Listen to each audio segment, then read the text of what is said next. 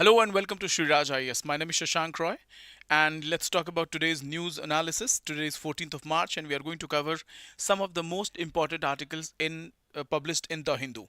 We also take articles from the Indian Express as well, but from today for today, we have all the articles coming from The Hindu newspaper, 14th of March. So let's talk about some Babaji Ka Gyan. In Babaji Ka Gyan today, the only thing that I would like to say is the only thing I would like to say is that is consistency. Consistency. That's the only keyword. And I can also add consistency plus execution. Right? These two keywords are one of the most important ingredients for success. You will get success You'll get success only if you are consistent and you are in a habit of executing things. Starting it is very easy from A, finishing it till Z is the most important thing. Anyone can start anything. Anyone can start anything, but the important thing is finishing, touching the finishing line. So execution and consistency, these are two words for the day. And let's talk about some of the most important articles. But first of all, I will take you through the mapping. In UPSC examination, UPSC is every year UPSC is asking 6 to 8 questions. 6 to 8 questions. And these questions are coming from what? These questions are coming from conflict zones,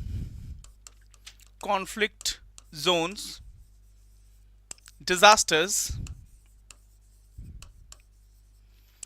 international organizations which are in the news, organizations which are coming into the news, and boundaries between two countries or related to some important areas, location based things. So these are at least in 6 to 8 questions are coming from conflict zone, disaster prone areas, international organization working in conflict zones and disaster zones. For example, UNRWA UNRWA or Red Cross, UNHCR or UNHRC. So these organizations are working for in a conflict zone area or in a disaster packed area, and so this is how international organizations are also a part of 6 to 8 questions. And then boundaries, last year questions were coming from the boundary between Canada and USA. So this is it. So I will take you through some mapping first, mapping related questions, because they are easy to start with and I want you to be comfortable while learning.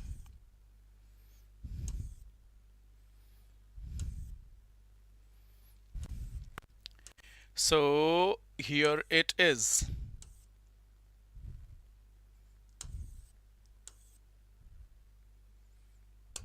Yes. This question, India and Seychelles carry out joint military exercise. So India and Seychelles is an island nation in Indian Ocean region. So we will locate it. India and Seychelles carry out joint military exercise and L'Amitié 2026. L'Amitié 2026, UPSC is asking questions related to military exercise. In the past 2 years, UPSC has asked the question, L'Amitié, LAMITIYE 2026. L'Amitié 2026 is the joint military exercise between India and Seychelles. India and Seychelles. Again, being conducted in Seychelles Defense Academy from March to 22nd. Professional exchange and joint training aimed at strengthening defense cooperation between two countries. Tri-service edition, bringing together Army, Navy and Air Force, and semi-urban environment. So let's have a look at it. First of all, look at Seychelles, where Seychelles is located. This is Seychelles in Indian Ocean region, just below equator. Not just below, but below equator it is located. So let's do some mapping. Right, I'm mapping Seychelles here. Apart from Seychelles, have Maldives and Mauritius. Maldives, Mauritius, and Seychelles. Right? Remember, just is below equator, so you can draw an imaginary equator, 0 degree. Apart from that, the question might also come from what? From exclusive economic zone and territorial waters. Because recently an incident has taken place where US warship has attacked Iranian warship and torpedoed it. Right? So exclusive economic zone or a territorial water, map it and understand which organization takes care of territorial or exclusive economic zones, and what are the rights and privileges of India at the rate exclusive economic zones. Okay, so just this is how I want you to remember things. Mauritius, Seychelles and Maldives and Sri Lanka also understand exclusive economic zone, and note down here, note down, that is Lametier 2026, Lametier 2026. That's a military exercise. That's a military exercise. It's a tri-service military exercise, means Indian Air Force, Indian Navy and Indian Army together. This is a tri-service exercise along with the team of Seychelles. Seychelles is an Indian Ocean region island nation for remembrance, just below equator. That's it. Okay, so this is how you've got to remember things. This is how you've got to remember small details related to every military exercise that was happening. Also read something about Milan 2026. That is in the news. Milan 2026. Why it's in the news? Because from International Fleet Review of India 2026, a warship of Iran was going back to Iran, moving towards Strait of Hormuz, and this ship was in international waters. This ship was in international waters, and this was torpedoed. This was attacked by another warship of United States of America, and this is how the Iranian ship got attacked and destroyed, and that was in Indian Ocean region. That ship participated in Milan 2026 exercise, as well as Indian International Fleet Review 2026 organized by India. So this is it. These are the basic details. Let's move on to another one. This is the image of Seychelles, and it's an Indian Ocean island. Next is, explained US attack on Kharg Island marks new escalation in war, could send oil prices soaring. So one thing is for sure, that oil related prices will go high, and India or many countries like India will suffer who are energy deficient. This is the new report. Just an hour ago this report came, and I updated it. So where exactly it is located? Apart from that, India taps alternative crude supplies as conflict in West Asia drags on. I also, this is the post I covered 3 days back, but I integrated that article here as well. So India taps alternative crude supplies as conflict in West Asia drags on.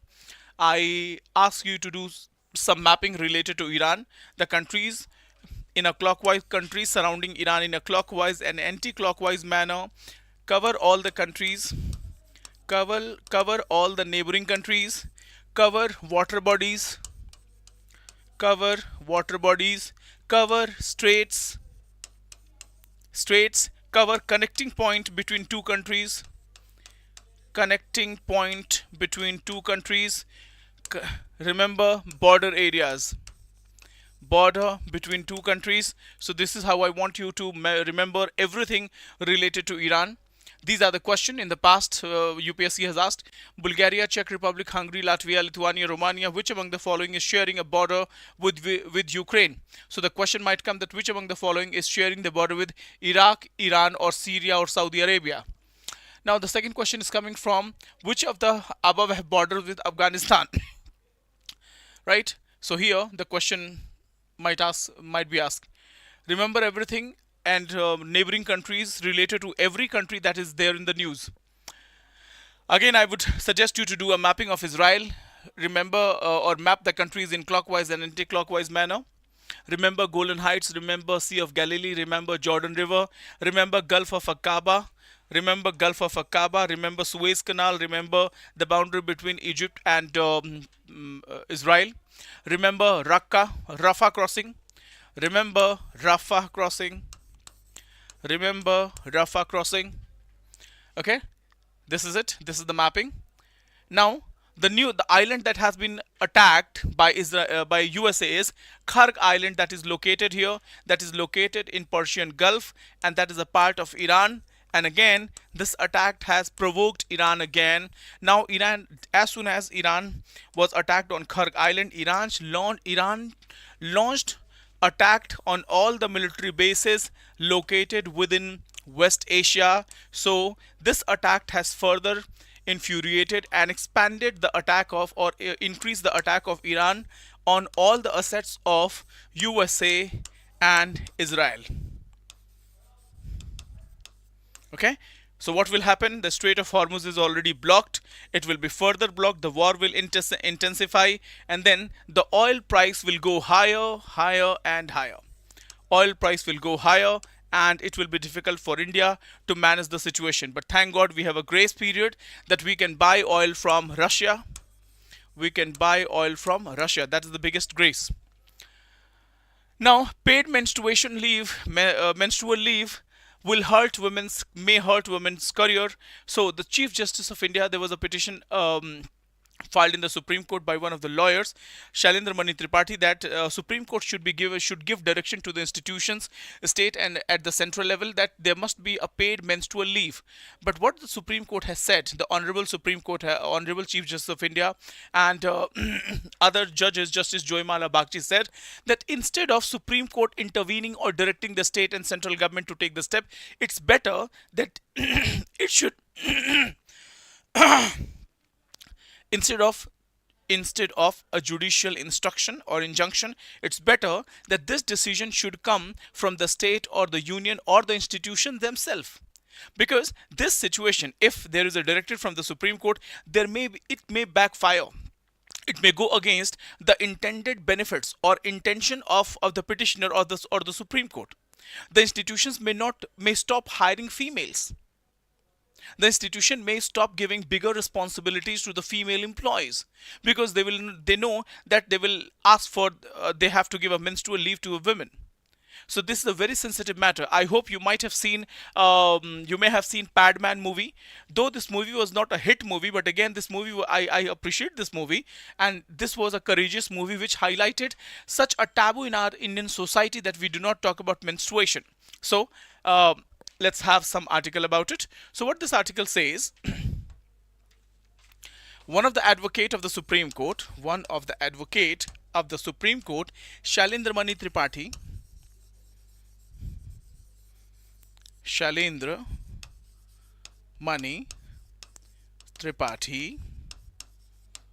filed a petition in the Supreme Court,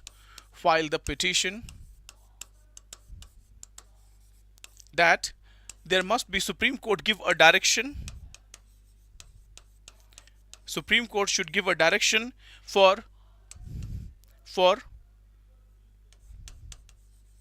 provisions related to menstrual leave across Indian institutions. But what Supreme Court has said? Supreme Court has said that instead of we are not going to give directions to the central government or state government to implement this. In fact, instead, we would want that it should be voluntary. It should be voluntary. It should directly come from the state government, central government, state government, private institutions. It should be voluntary because it show the maturity of Indian society. It will show that the taboo is being destructed. It will show that yes, people are ready to accommodate this, because this is a problem which should not be done by legal measures. This is a problem which should be which is ought to be handled by society, by the people of India. This is indeed a taboo in Indian society. So, Supreme Court has refused to entertain this petition and give direction to the government. They said that it should be voluntary, because if we enforce things, if we give a direction, it may backfire. It may backfire. The institutions show a laid back attitude. Institutions show a laid back attitude when it comes to hiring females. It may lead to discrimination, or it may lead to strong reaction. So, Supreme Court has said that let the society be mature, let the society accommodate, and let the society take a voluntary decision that we should accept it. It is our responsibility. This is our institutional responsibility to give, like maternity leave, we should also give menstrual leave of 3 days every month. There are states such as Maharashtra, Karnataka. There are states such as Punjab. Punjab University has granted menstrual leave to the students. Again, MLNU Aurangabad has implemented this policy. NLIU Bhopal has also done that. But this menstrual leave policy is not mentioned in Maternity Benefit Act 1961. Maternity Benefit Act doesn't mention any leave related to menstruation or menstrual cycle. So this is what the petitioner argued, that since the menstrual leave related no provision is not mentioned in maternity benefit leave, that's why Supreme Court should give direction about this particular thing. So this is it in this article. Yes, there can be a constitutional article. There can be a constitutional dimension into it. Constitutional dimension, that will be Article 21, right to life. Article 21, right to life and liberty. And this right to life and liberty will include dignity. This will include dignity. So team, I hope things are clear to you. Bache log, have you understood this entire concept? Now let me take you through another important article today. Wait.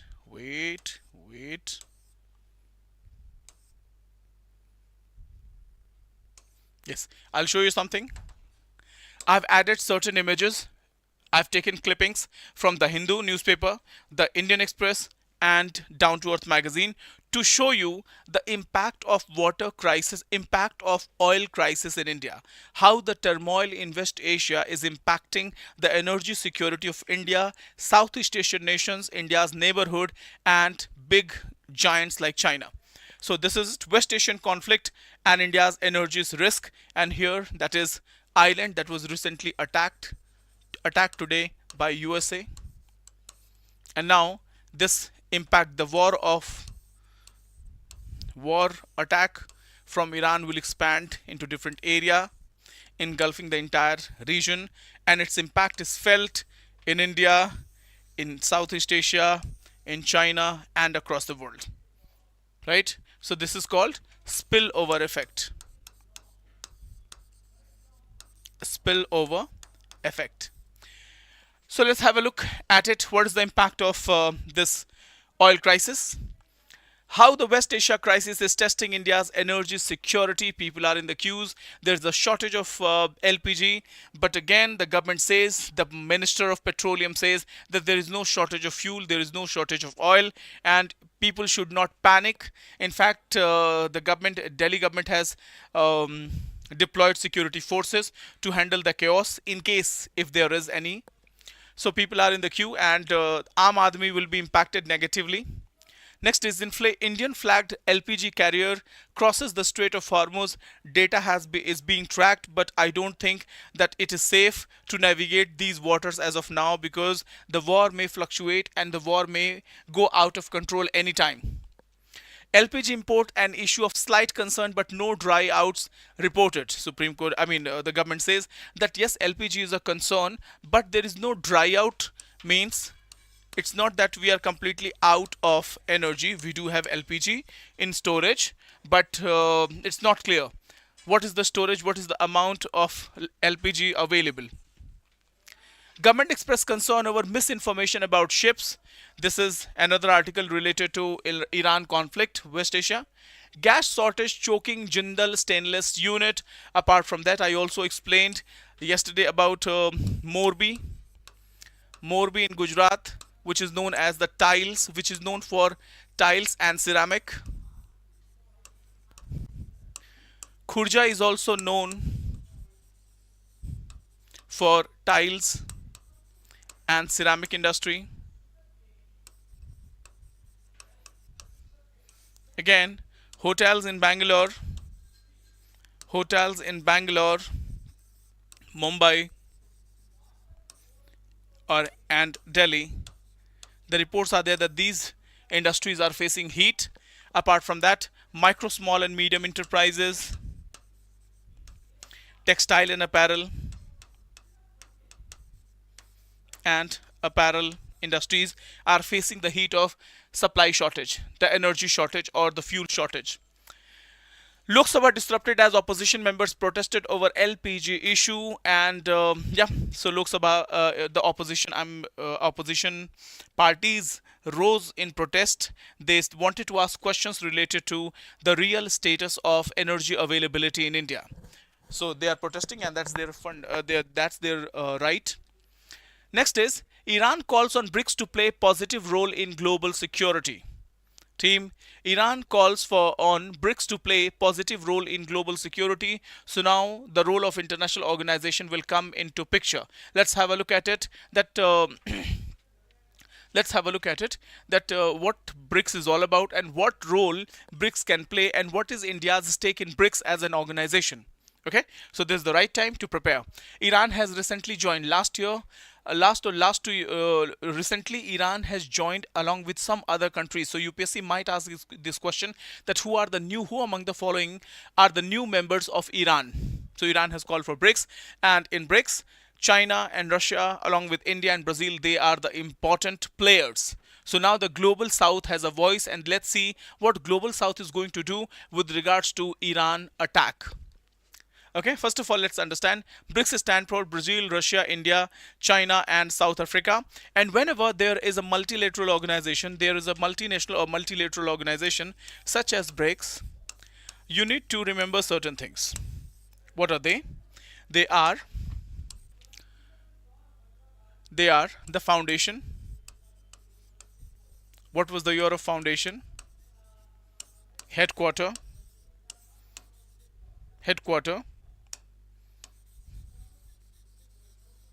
members, mandate, recent updates. Again, I will suggest you to do some more things, and with that, also remember the data. Related to this organization, such as the combined population of these five countries, the combined population, the combined GDP of this organization, the combined trade, the combined export, combined land. Right? So understand this. It's not remembering about the organization's foundation, headquarter, members, mandates, and recent updates. This is important, but more important is the data, because UPSC has got into a habit of asking question in terms of statements and assertions. UPSC may convert the entire data into statement and assertion, and you might be trapped. So be very careful while remembering and updating your data. Apart from that, UPSC might also ask the question in terms of comparative analysis, BRICS versus G7, right? Like the combined GDP of G7 is bigger than the BRICS, or the combined land area or combined population of BRICS countries bigger than G7. The question might come related to New Development Bank, or apart from that, the question may be related to the past summit or the future summit. The future summit is going to be headed by India. So that's why Iran has asked India to intervene and take the support of BRICS countries as a collective voice of the global south. So here is BRICS expansion footprint in the global south. Look at the blue countries. The countries in blue, they are mainly European countries, the countries with high economic growth and developed status. BRICS countries include the Russia, India, China, Brazil, and South Africa. And the light red shows the new BRICS members, right? Ethiopia, Egypt, UAE, Saudi Arabia, and Iran. Team, remember, on 1st of January, 2024, Ethiopia,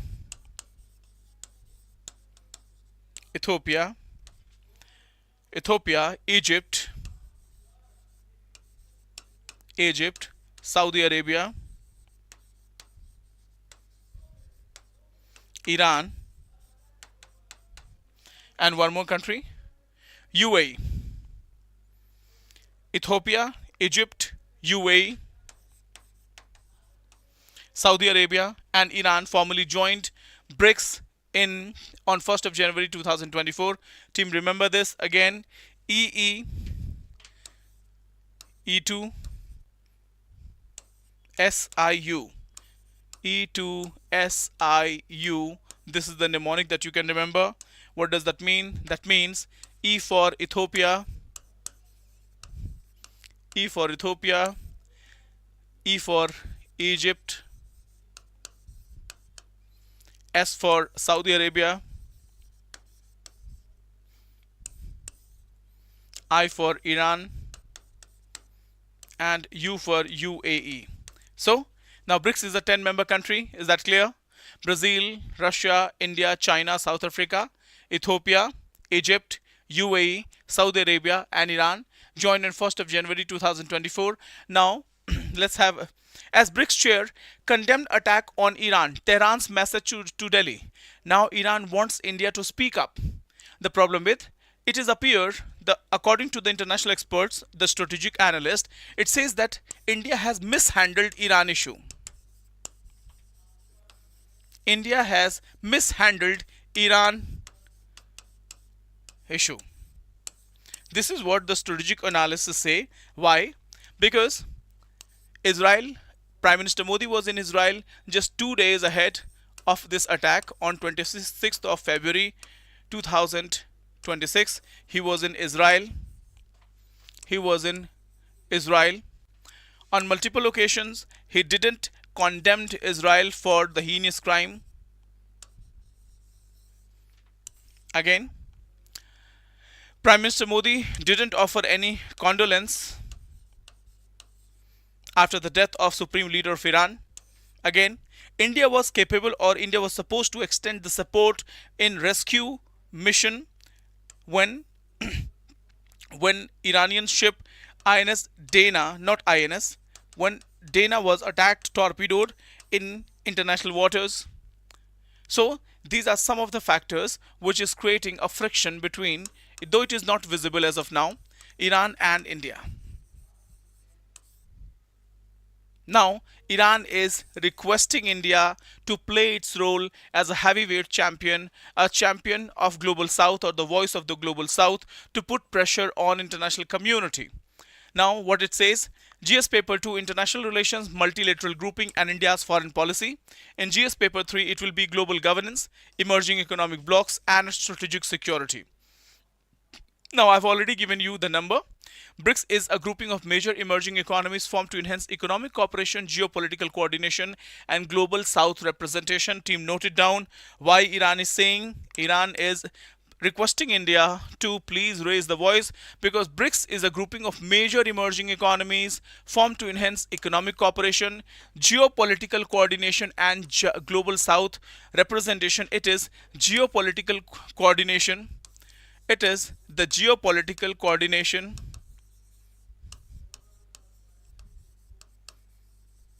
It is the geopolitical political coordination for which Iran is urging India. Iran is urging India to play the role of a mediator and play with the heavyweight role of as a BRICS grouping to put pressure on international community or on USA to stop this war. Right? At the same time, USA is also reaching out to Russia. USA is also reaching out to Russia to find out an exit way, because US doesn't have an exit plan in Iran, and US is incurring huge losses in this war of attrition. US is incurring huge losses of war of attrition. By the way, as of now, I want you to remember these 5 countries who are the permanent members and the 5 new members who have joined recently in January 2024. Now, UPSC might convert these data into statement. So remember, the BRICS represents 30% of the world land area, 45% of the global population, and 35% of the global GDP purchasing power parity terms. Team, remember this: BRICS represents 30% of the world land area, 45% of the global population, and 35% of the global GDP, represent the largest bloc of emerging economies. New members: Iran, Saudi Arabia, UAE, Egypt, and Ethiopia. How will you remember? ICs. ICs will be the mnemonic for this new grouping. Next is, this is the timeline of institutional evolution, so you can read it on your own. Core objective of this entire BRICS grouping is reforming global institution, promoting South-South cooperation, and reducing dependence on Western financial institution. And that's why we have New Development Bank, and China's Asian Infrastructure and Investment Bank to get out from the grip of Western financial institution. What are the strategic target? The strategic target is multipolar world order, global south voice, and balanced global governance. Single importance of BRICS in economic terms: trade opportunities with emerging markets, development finance through New Development Bank, and cooperation in the field of technology, health, and energy. Strategic importance of this article is platform to engage Russia and China simultaneously, voice of global south diplomacy, and alternative to Western dominant institutions. Now, what is the strategic importance of BRICS? The strategic importance is platform to engage Russia and China simultaneously, voice of global south diplomacy, alternative to Western dominated institution. So these are some of the details that you need to remember. That's it. I've already explained you everything what this article is all about. Now, West Asia crisis chokes AP mango pulp trade. I'm not going to cover this article, right? But what I'm trying to make you understand that remember certain areas, certain sectors of Indian economy, or certain sub-sectors of Indian economy which got hit by Trump tariff, or which are impacted because of this West Asia war. So let me make you understand. Let me write down those industries which were sub-sectors of Indian economy. Those subsectors of Indian economy.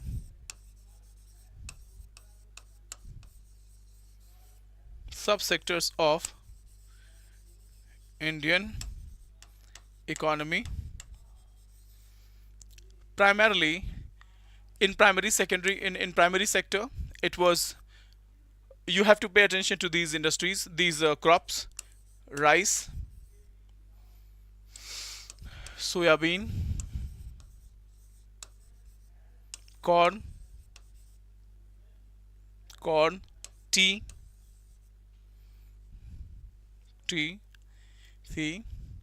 rice, soybean, corn, tea, apples. Apple were in the news because of India-New Zealand trade agreement, and the protest by apple orchards owners, apple cultivators from Himachal Pradesh and Jammu and Kashmir. So remember the data related to rice, soybean, corn, tea and apples. Apart from that, fisheries sector,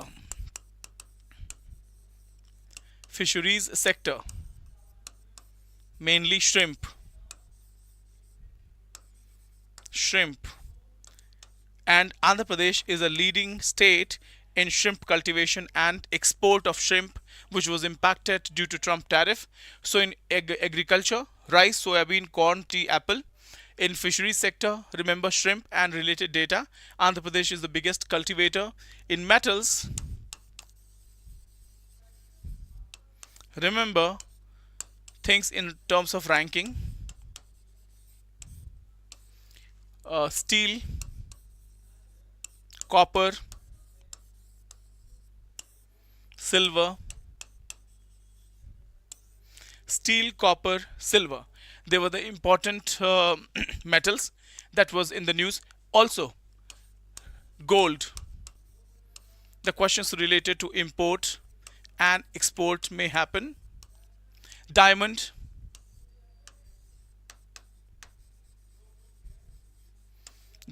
Kimberley process.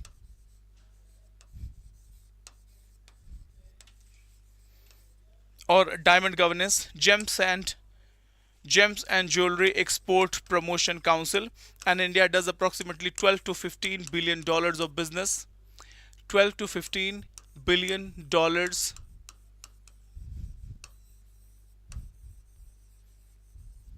Okay,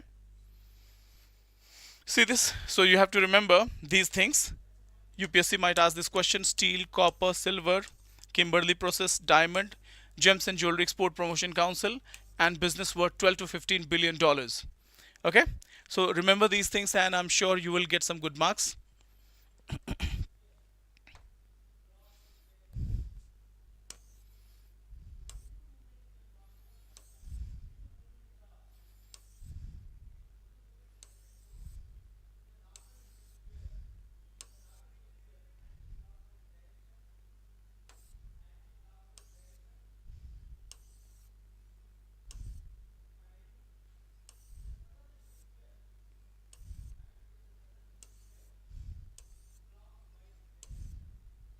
Yes, there's one more article related to energy. Okay, start here. Center sets aside 57,381 crore to offset global headwinds. This is important article, not so important, but I will cover it. Give me 1 second. Let me drink water.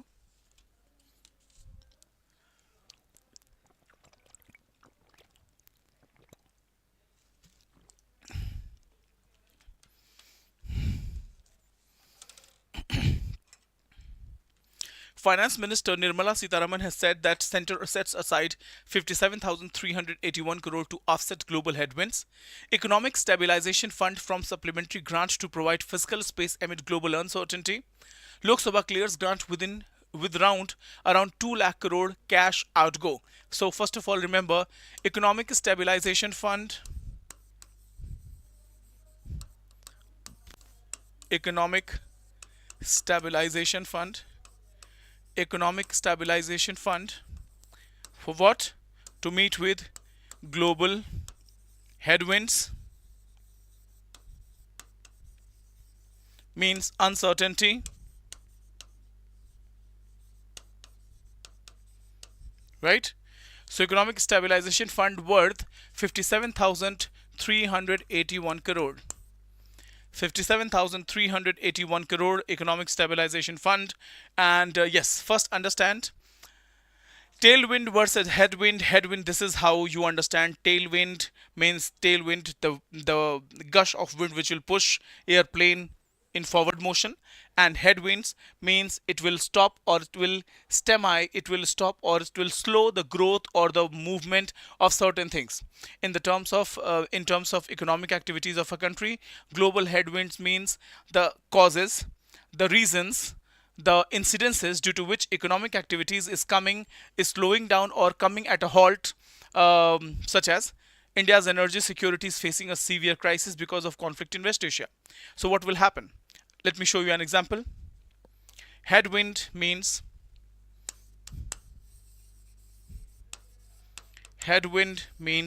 any activity.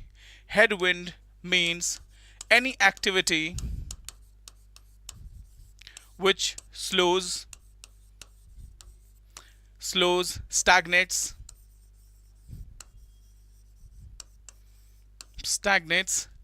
or sluggish, right? Sluggish, any activity which slows down, stagnates, or sluggishes the growth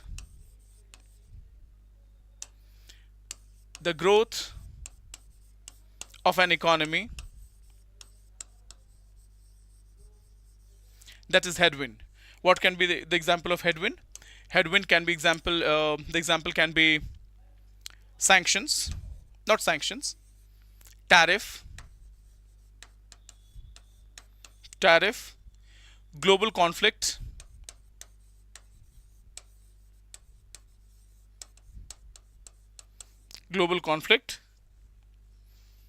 or war, disaster,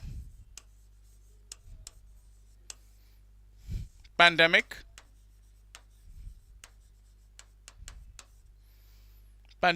weaponization of trade,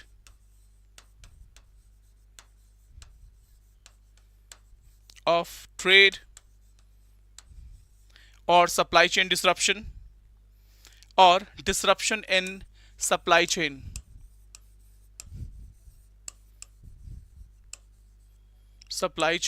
Disruption. Right, team? So this is what headwind. And to meet with these, so in short, we can say the uncertainty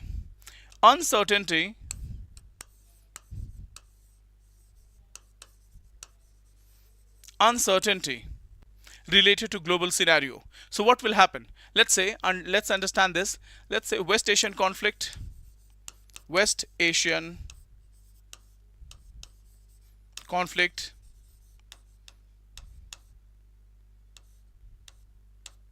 What will happen? Due to this conflict, there is a supply chain disruption of oil.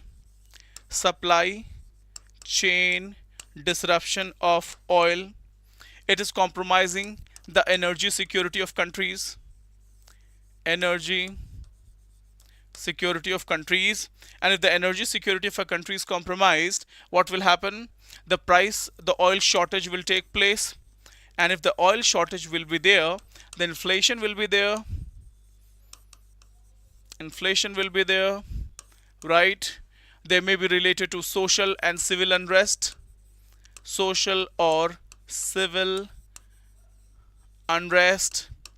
and this inflation will increase the current account deficit of the country. Right? So this is how the global headwind works. Is that clear, team? Is that clear? Right? Now understand this. UPSC GS paper 3 syllabus, Indian economy, this will include Indian economy, fiscal policy, government budgeting, and macroeconomic stability. The article says that India is facing external economic shocks,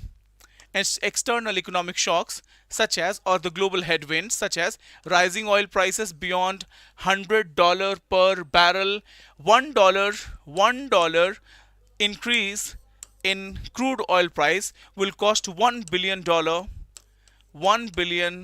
USD to India's current account.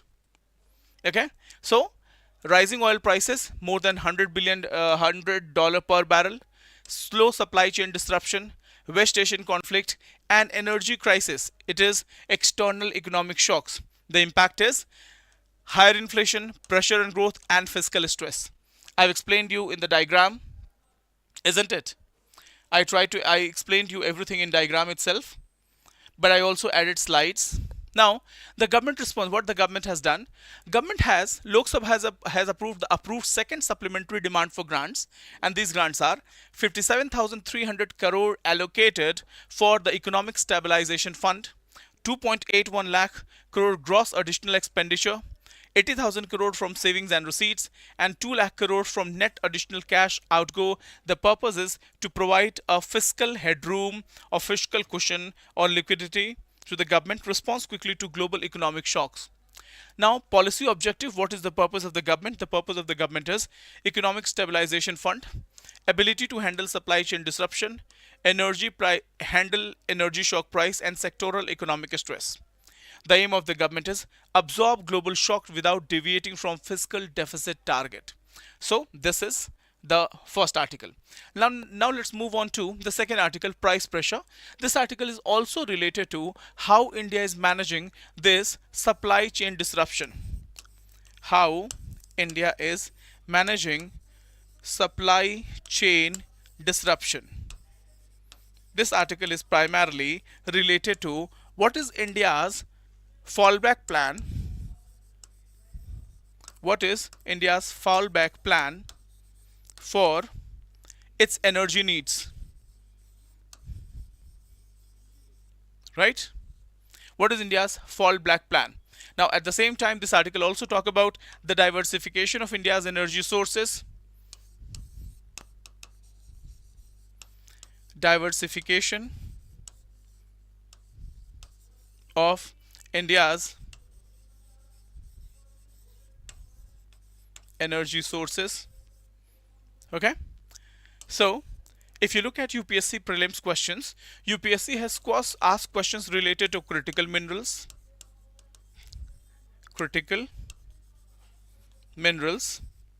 such as lithium and cobalt. UPSC also asked questions related to green hydrogen,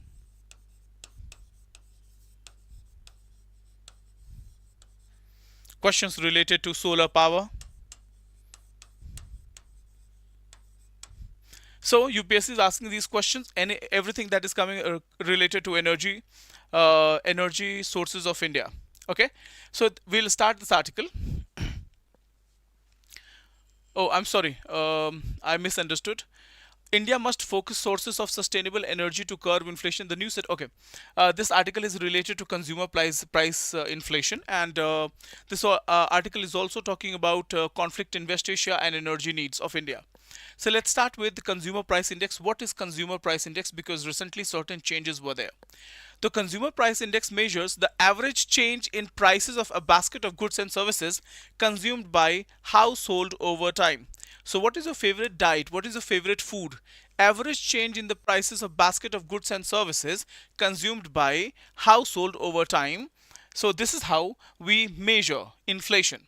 Consumer price index, this is a list of essential items that we consume on a daily basis, right? And services that we have. On the basis of that, it is compiled by National Statistical Office. What is the purpose of consumer price index? It is measure retail inflation faced by consumers, guide monetary policy decisions of the Reserve Bank of India, because in order to formulate policy, RBI needs data. And this data is gathered. Data gathering is not the job of RBI. Policy formulation is the job of RBI, right? So the job of data collection is done by National Statistical Office, and it guides monetary policy decisions of RBI. It uses dearness allowance revision for government employees and indicates cost of living changes. Dearness allowance means when you get transferred, when you stay in a city, right, there are certain costs, right? So government will give you a dearness allowance. In private organization, when you get transferred or when you get relocation to somewhere else, so you get relocation bonus as well, right? So purpose of CPI. CPI base year important for prelims. Old CPI series, the base year was 212, but now the new CPI base year is 2024. This was recently updated. That's why this question might be a part of UPSC prelims. So why change base year? Reflecting changing consumption pattern. So from 2000, between 2011 to 2000, between 2012 to 2024, 12 years, there is a gap of 12 years, and during these 12 years a lot has changed, and during these 12 years a lot has changed in terms of our consumption pattern, right? In order to reflect the contemporary realities of Indian society and the consumers' food habit, food behavior, the government of India has changed the base year of 2024. right?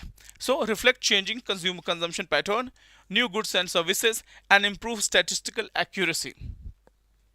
Major CPI categories, within the CPI, these are the weightage given to the foods and services that we avail, the common man. The food and beverages get 36.75%, because if you talk about urban area, in urban areas, the people who live in cities, they spend a maximum amount of their salary on what? On rent and food items, isn't it?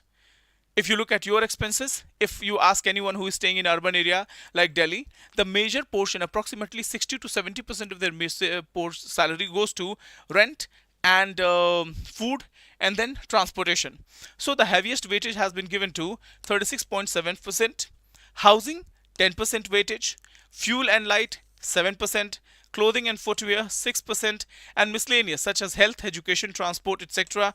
the 40%. So if you are living in an urban area and if your son is studying in Delhi public school, so the major portion of your salary, approximately 20% of your salary might go to your kids' school fee in DPS. Then we have transport.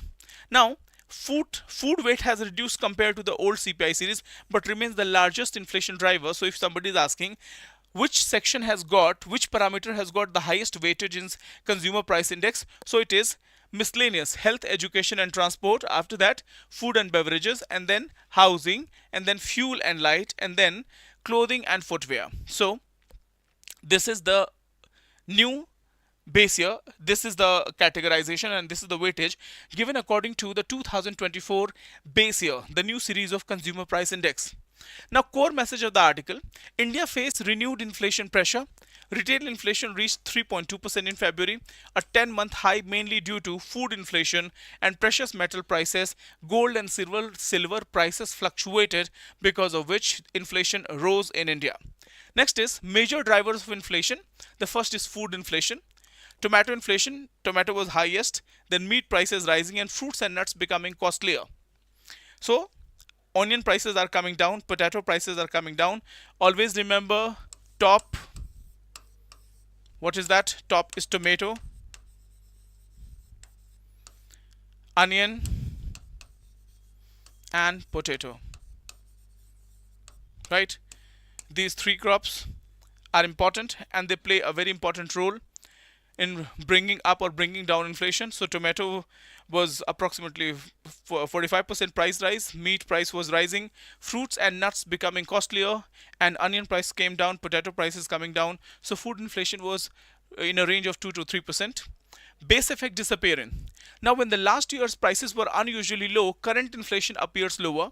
So low inflation last year was partly due to this effect, and now that effect has faded, inflation looks higher now when we change the base year. Climate risk. El Nino is also impacting the consumer price index and inflation. Scientists expect El Nino return during monsoon, and when El Nino comes, डर लगता है. थप्पड़ से डर नहीं लगता साहब, प्यार से डर लगता है. महंगाई से डर नहीं लगता साहब, एल नीनो से डर लगता है. So El Nino is expected to come and it will bring the weak monsoon, and if the weak monsoon is coming, what will happen? The weak monsoon will come and impact, it will make the agriculture productivity weaker, and when the agriculture productivity will weak, farmers will get less money, and the farmers will get less money. There will be, productivity will be impacted, inflation will go higher. So this is how the weak monsoon will impact agriculture negatively. It will impact farmers and it will impact inflation, lower agriculture output and higher food prices. So this is another risk. West Asia conflict and energy shock is also cause, because of which we can see the fluctuation in prices. Natural gas shortage are there, fertilizer production, reduced food output and rising prices. Previous metal inflation, gold and silver. Please keep in mind, gold and silver also fluctuated. Next is energy, crude oil, LPG, LNG. They are the price of these these oils are rising because of energy crisis and West Asian conflict. And policy change of RBI. Recently, RBI's Monetary Policy Committee faces a dilemma. Why interest rate hike may or may not work? What is the dilemma of RBI? RBI is asking the question that why interest rate hikes may or may not work, because the current inflation is supply driven, not demand driven. Supply is less, demand is more, that's why the price is higher. Tomorrow, if the liquidity comes, if Strait of Hormuz is opened, and if the global conflict is resolved, then there will be a glut of supply in the market. And what will happen? The prices will go down immediately. So that's what RBI says. Current inflation is supply driven, not demand driven. Not demand driven. Raising interest rate may not reduce food inflation, and it could slow the economic growth as well. And that is the dilemma, what to do and what not to do. Now, what the policy recommends? This article recommends that India must expand sustainable energy sources. Instead of being dependent on coal or renewable power or non-renewable sources, India should go for the nuclear energy, which can give India an emission-free and sustainable energy supply for industrial activities. So, what the policy recommends? Reduce fuel import dependence, stabilize fertilizer production, control inflation. Possible sources: solar, wind, green hydrogen, and biofuel, and promote nuclear power as well. Okay, so this was this article all about. Now, next article is coming, the duty of care. The duty of care, and it is related to, this article is related to COVID-19 vaccine. This article is related to COVID-19 vaccine and vaccine induced deaths. Vaccine induced deaths. Okay, give me 1 second.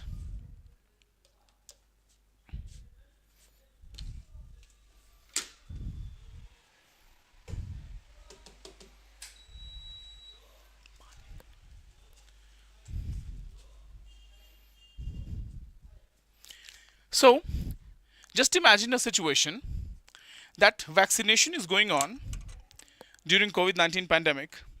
You get vaccinated, and after that, just after vaccination, after a few days, you got dead. You become dead because of vaccination. So, whose fault should it be? Is it the patient's fault who decided to take that vaccine? Is it the government's fault? Because we trusted not the company, we trusted the government. Or is it the fault of the manufacturing company, the vaccine manufacturing company? Who should be held accountable for the loss of life of an individual? The state, the vaccine manufacturer, or the person himself? Just think about it and answer this question.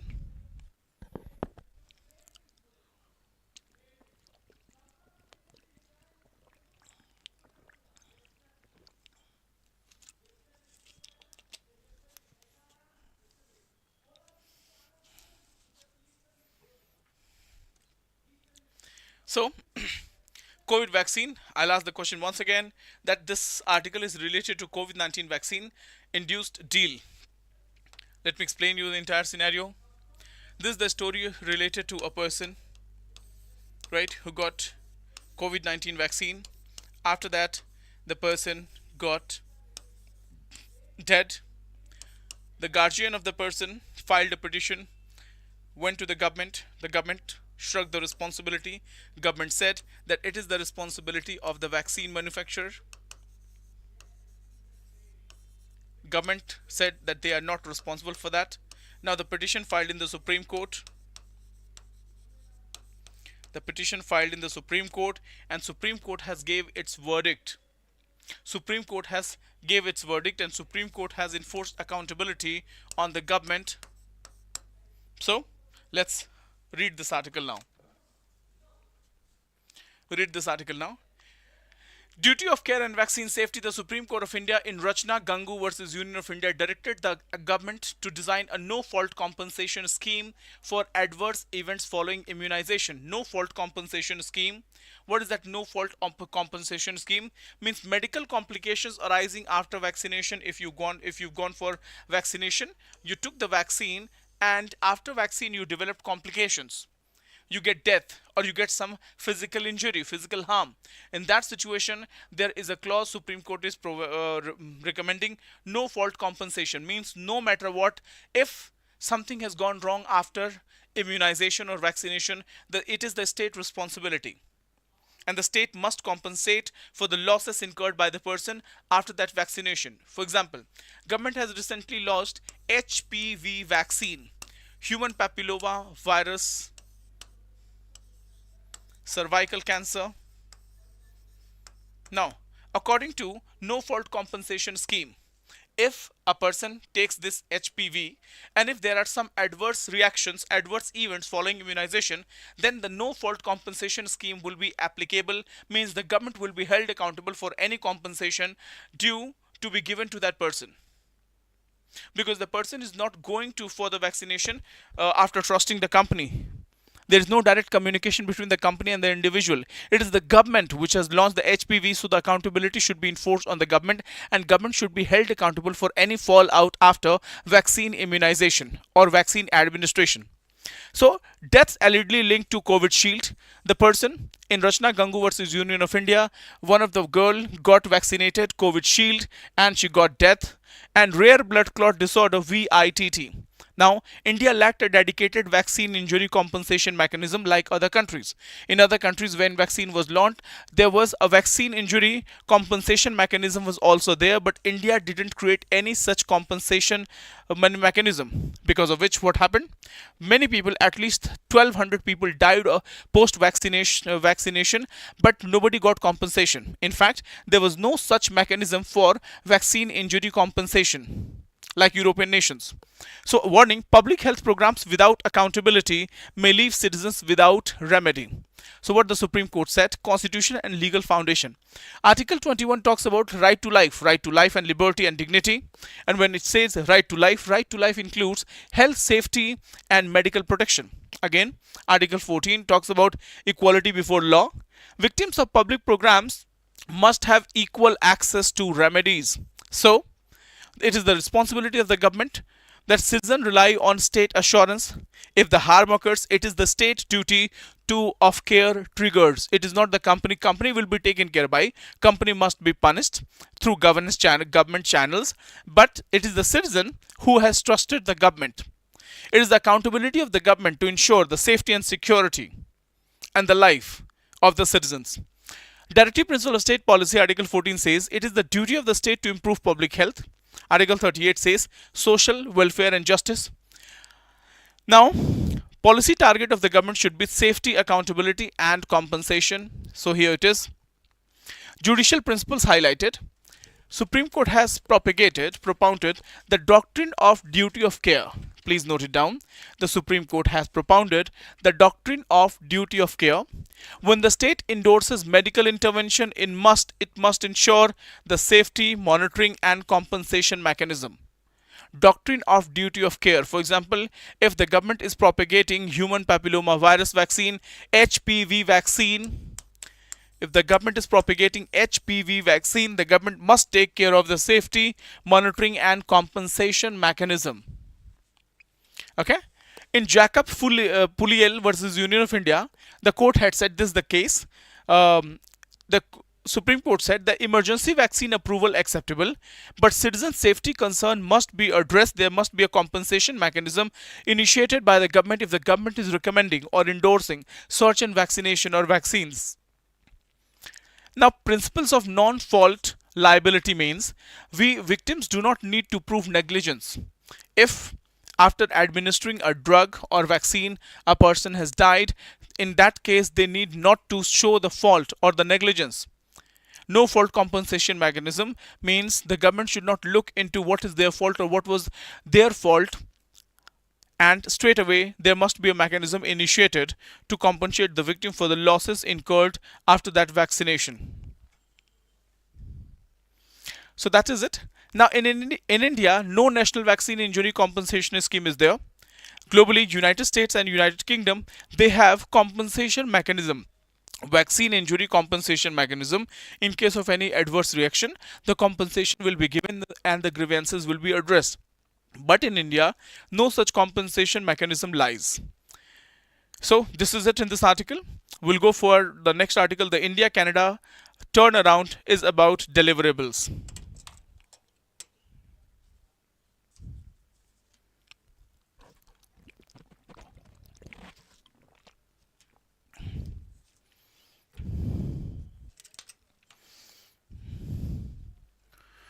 So here it is. The central theme of this article is critical minerals,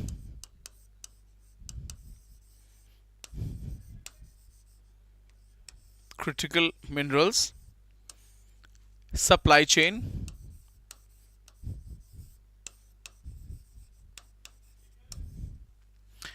critical mineral supply chain, deep technology,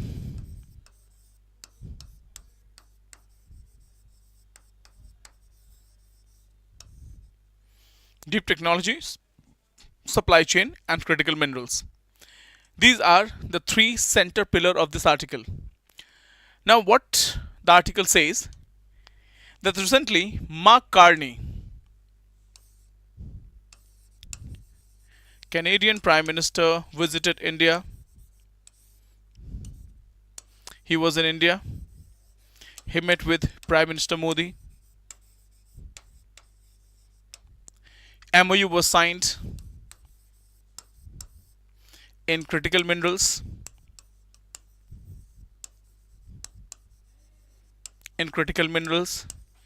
in supply chain, in uranium deal, because India recently signed initiated Shanti Act.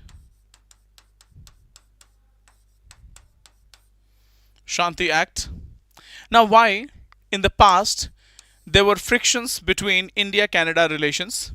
You may have heard about Pannun case, not Pannun, Nijo murder. Canada alleged that Niger was assassinated by Indian security agencies in Canadian soil. As a result, there were friction between India and Canada relations. But Canada came closure after the Trump tariff disaster. About the Trump tariff disaster. So because of the unpredictable policies, because of the unpredictable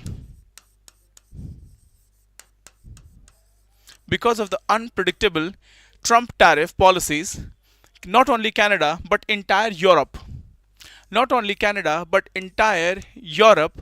is looking for alternative trade arrangement, alternative trade arrangement, because being totally dependent on USA is a risky affair, especially till the time Donald Trump is at the helm of affairs. Nobody knows. Trump is totally unpredictable. Trump has broken down the international institution. Trump has broken down the global rule of order. Trump has broken down rule-based order, the global governance and everything. So in order to avoid any kind of unpredictability, what Canada and other European countries are doing, they are finding out alternative trade arrangement and they are diversifying their trade. They are diversifying their trade routes. Apart from that, they are also trying to go for the supply chain resilience.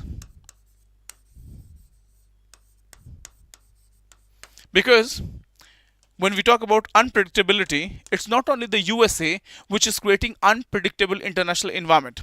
It is also the China's aggressive behavior or aggressive posturing. It's also due to China's aggressive posturing and control of rare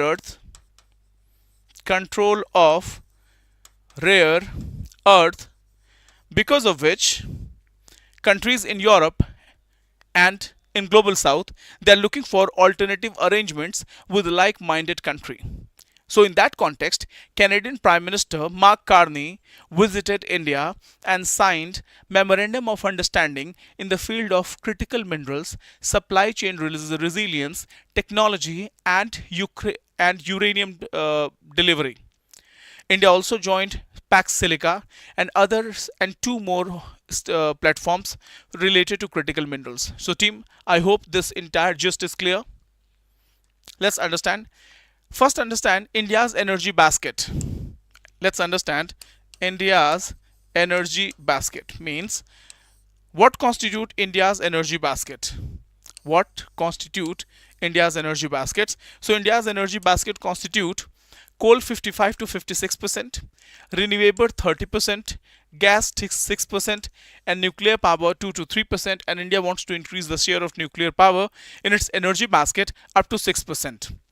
Now, international climate agreements. Under Paris Agreement, India has committed to reduce emission intensity of GDP by 45% by 2030.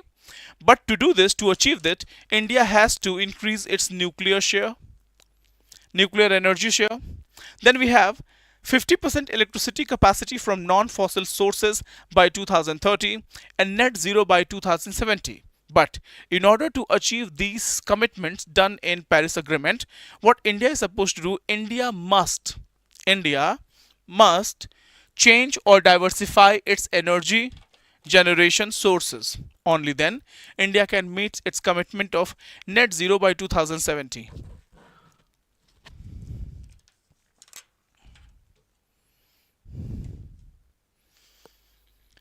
Next is, in order to, first, before entering into this article, I'm giving you India's energy related initiative. National Solar Mission was launched in 2010, National Green Hydrogen 2023, International Solar Alliance in 2015, National Biofuel Policy 2018, and PM Kusum 2019. Now, critical minerals and strategic supply chain. Let's talk about it. Now, lithium, cobalt, nickel, rare earth elements, and uranium. These are examples of critical minerals. Why critical minerals are important? Because they are important for industry 4.0, the critical industry, the aviation sector, the defense sector, the semiconductor industries. They are important for that. Problems: global supply chain are highly concentrated. Now there is a weaponization. There is a weaponization of critical minerals.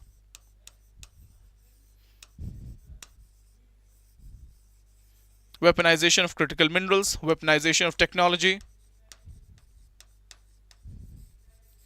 and weaponization of supply chain.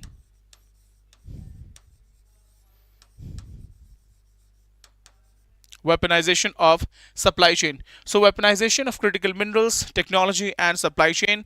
And that's the reason every country is thinking about creating an alternative supply chain. So example, China dominates in rare earth processing. Countries now seek diversifying supply chain. That's why Australia, Canada, and United States of America, they have partnered with India. Australia for lithium corporation, Canada for uranium and minerals, and United States for critical minerals partnership. Now recently, Canadian Prime Minister Mark Carney, Mark Carney, the visit of Mark Carney signaled the reset in India-Canada relationship. And in the past, during the time of Justin Trudeau, the relationship between India and Canada soured. There was a friction between India and Canada. Now the focus is shifting to deliverables rather than disputes. Key outcomes: at least 8 agreements were signed, and the important were trade negotiation for CEPA, Comprehensive Economic Partnership Agreement, then technology and innovation partnership, food and agriculture cooperation, and cultural exchanges. Energy and nuclear cooperation. Uranium supply agreement has taken place between India and Australia, Department of Atomic Energy, and Canadian firm Cameco. The purpose is secure uranium fuel supply. Now, clean energy cooperation. Canada's strength is uranium resources, clean energy technology, and India needs growing electricity demands and reliable low carbon energy. What is the strategic target? Strategic targets is energy security, clean energy, diversifying supply chain, expansion of nuclear power, and meeting 100 gigawatt nuclear power capacity by 2047. Now, geopolitical, why is it happening? Because of the uncertain policies of Donald Trump, supply chain disruption, conflict in West Asia and Europe. Now, countries are prioritizing their energy security, trade diversification, and strategic autonomy. As a result, what is happening? As a result, countries are diversifying their resources and they are moving, instead of depending on one country, they are moving and diversifying their energy sources. So team, this is it. The second article is related to 193 NDA bloc MPs submit notice for removal of chief election commissioner, and so this is not so critical. You can go to Lakshmikant and revise this chapter. And I'm ending the session because I have to record another session for you, which is extremely important and that is related to current affairs.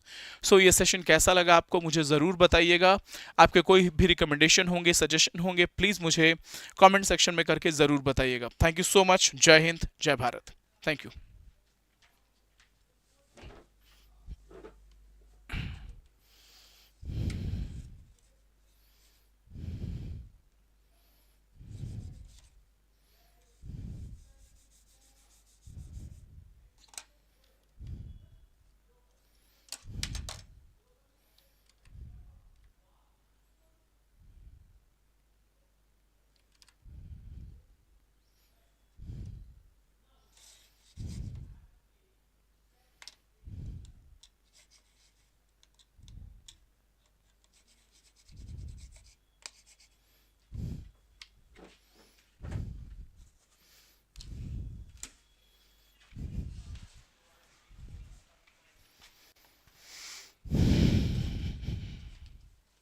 Mouse चलता क्यों नहीं है?